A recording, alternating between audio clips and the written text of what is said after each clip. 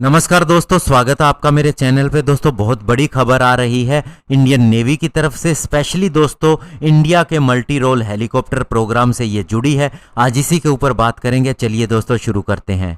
तो दोस्तों Indian navy ने फैसला किया है कि अब वह इंडिजिनस हेलीकॉप्टर डेवलपमेंट प्लान के साथ में जाएगी, जो कि हमारे मल्टी रोल हेलीकॉप्टर के लिए है। और इस प्रोजेक्ट से सीधे सीधे हमारे 2 लाख करोड़ रुपए के इंपोर्ट बिल बचेंगे, यानी कि दोस्तों हमें इसकी सेविंग होगी।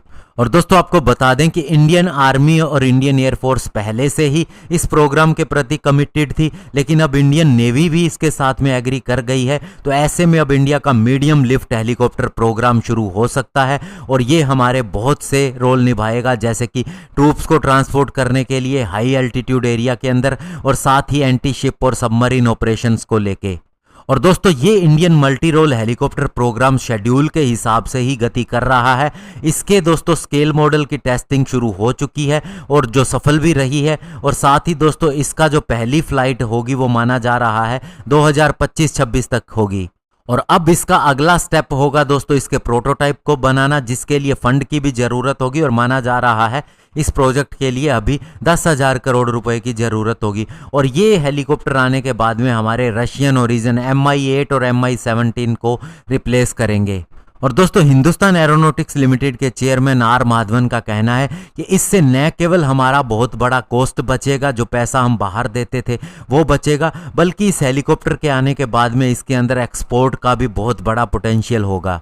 और दोस्तों इस हेलीकॉप्टर को कस्टमाइज्ड बिल्ड किया जा रहा है, यानी कि हमारी अलग अलग फोर्सेस के हिसाब से जो जो चीज़ों की उन्हें रिक्वायरमेंट है उसी हिसाब से इसके अंदर सारे एलिमेंट डाले जा रहे हैं। और आप इसे समझ सकते हैं कि जो नेवी का मल्टी रोल हेलीकॉप्टर होगा उसकी रेंज ज़्यादा होगी, पेलोड कैपेसिटी ज़्यादा होगी, क्योंकि दोस्तों इसे हाई एल्टीट्यूड ऑपरेशन के अंदर ज़्यादा इन्वॉल्व नहीं होना पड़ता।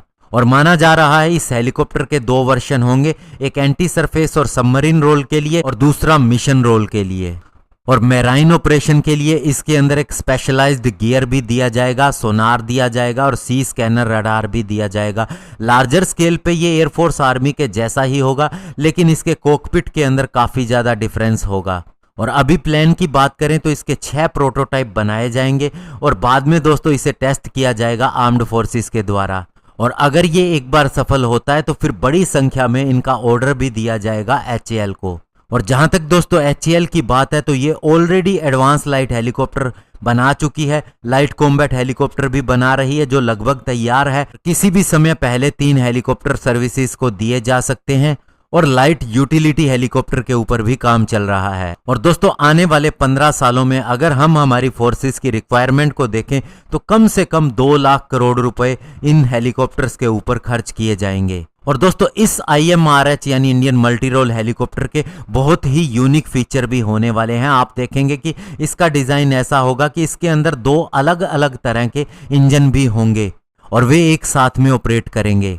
और इससे पहले ऐसा नहीं हुआ है और इसीलिए दोस्तों ये एक ही सोर्स पर डिपेंड नहीं रहेगा। और इसके अलावा दोस्तों इसके अंदर कॉस्ट काफ़ी ज़्यादा आएगा, क्योंकि कई तरह के टेस्ट इसके अंदर किए जाएंगे। तो ऐसे में दोस्तों अब इंडिया के पास में हेलीकॉप्टर के एरिया के अंदर आने वाले समय में हर तरह का हेलीकॉप्टर लोकली बना होगा और हमें स्पेयर्स के लिए या किसी भी चीज़ के लिए दूसरे देश पर निर्भर नहीं रहना पड़ेगा। धन्यवाद। जय हिंद।